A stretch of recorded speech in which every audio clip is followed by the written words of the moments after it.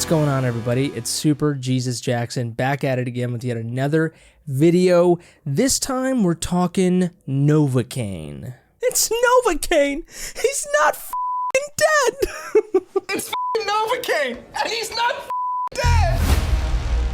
In a world where we have the likes of Mufasa, the Lion King, a prequel, sequel, whatever, that really no one asked for, Lilo and Stitch, the live-action remake that was seriously not needed, Snow White with Rachel Zegler, which we don't even have to think about that one.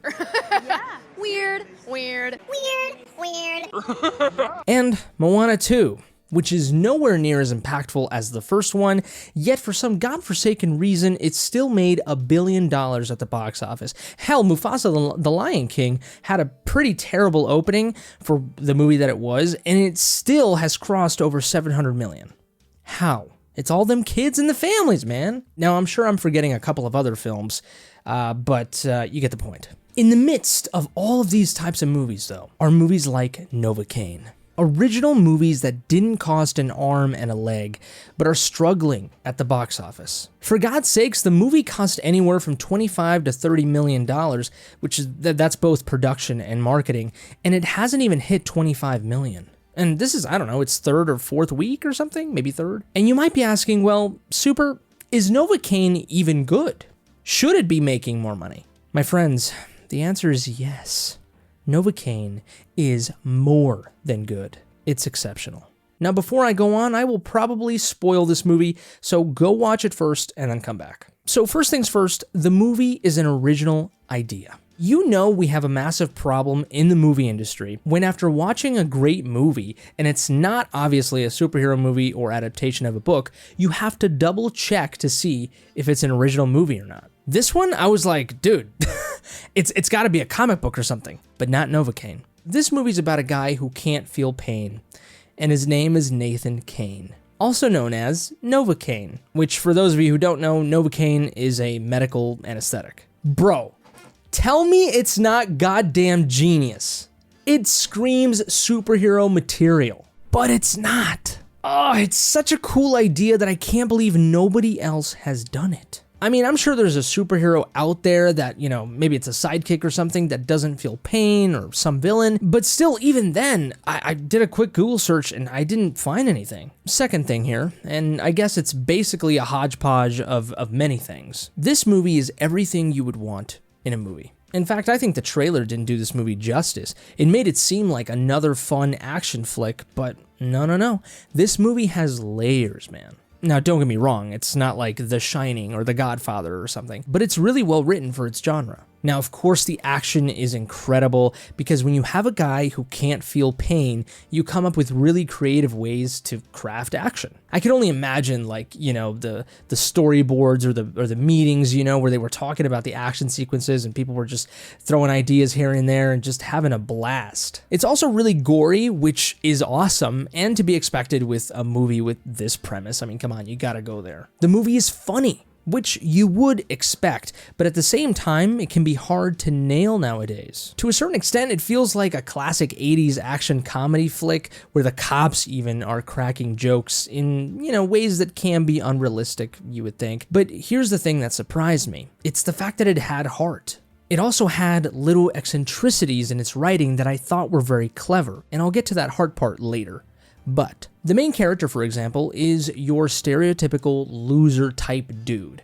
Now, he does have a good job, and I think it's a position of power too. He's like an assistant manager or something for this like bank. So he has a good job, but he has this condition that doesn't allow him to feel pain. He can't eat like everyone else. He has like no friends. He was bullied in school. He is a really nice guy, of course, but just doesn't have great social skills. He's funny, but seems to be an outsider, so, you know, you get it. Your typical character. He also plays video games, which is something that I think Hollywood has to move on from. It's okay to have dudes who are quote-unquote social outcasts or losers who play video games from time to time because it's a true stereotype, yes. But how about let's just stop from time to time using video games only as an activity for those kinds of people? Plenty of successful people play video games. Anyway, Interestingly enough, of course, the main character overcomes all of those flaws that he has and becomes the hero. And so does the guy that he plays video games with. And in a way, it also shows how an online bond with someone you've never even met can still be significant, which I guess is it's a point to people who play video games. And so back to NOVOCAINE, he has all these really cool tattoos that he doesn't show anyone but his love interest. And that's one thing that I love. He doesn't feel pain, so why not just go to town on your body with tattoos? But another cool thing is how his love interest also has had a rough life herself, and she has like scars on her body from those hard times and from the times that she's hurt herself. And he sees that and he admires it and loves it, and they have this great connection because of it. It's really great stuff. So there's that and some really clever writing on whether his love interest is really on his side or not, which really puts into question NOVOCAINE's internal conflict of feeling like the world has always been against him. It makes him feel dumb for trusting someone. In other words, I guess it's a literal metaphor to his life. I mean, in the beginning of the movie, you see kind of band-aids everywhere in his house, and you see how he put like tennis balls like on the edges and corners of like kitchen counters and stuff, because you can easily get hurt. You don't really feel stuff. And so I'm sure he does that to kind of to prevent further injury. And so he puts all these barriers in his life and he can't even eat, full food. He has to blend everything up and drink it like a smoothie, you know what I mean? Like in order to eat, because he's afraid he's going to chew his tongue off, because he's not going to feel it. Imagine eating a burger, like you could just eat your tongue that way because the meat, has the same sort of tension or texture at some points. So he has all these barriers that he puts in his life, and come this love interest, he becomes vulnerable again. And, when you think of his condition, him opening his heart to this love interest is essentially him, removing all those tennis balls, from the kitchen counters on an emotional, metaphorical level, and so the question of whether she's on his side or not, really, really affects him. But obviously, because he's just a nice guy, a really, really nice guy, even though he had some reasons to not be, he still gives her the benefit of the doubt. So it's all really, really well done, while at the same time, there's this feel-goodiness to the story, which is a hard thing to balance, because it has borderline soap opera moments where things work out the way they do, just so happens to be that way, right? Or the writing makes you go, well, of course. But it's all still in good taste. It's really interesting, and it doesn't come off as corny or, cheap. Again, it's very similar to like an 80s action flick, where just like you tolerate some stuff like that as long as it's done really well. But when it comes to the movie's heart, the movie's substance, is that it's inspiring. Of course, part of that is because it centers around this average dude who is down on his luck, which also, by the way, Jack Quaid is the perfect guy to cast for something like this. I mean, the guy is handsome and he's a phenomenal actor, but there's a reason why even in a movie like Companion, for example, which came out earlier this year, another fantastic original movie that no one, it seemed that is, went to see, he was cast as the villain mastermind in that movie, yet he's still very much a dweeb in it. It doesn't matter. And in this movie, again, he's also partly dweebish. Like, picture Jack Quaid when he was 13. He looks like your typical white kid that played basketball or baseball in some suburban neighborhood and did some mild teasing at the local middle school. All love for Jack Quaid, though.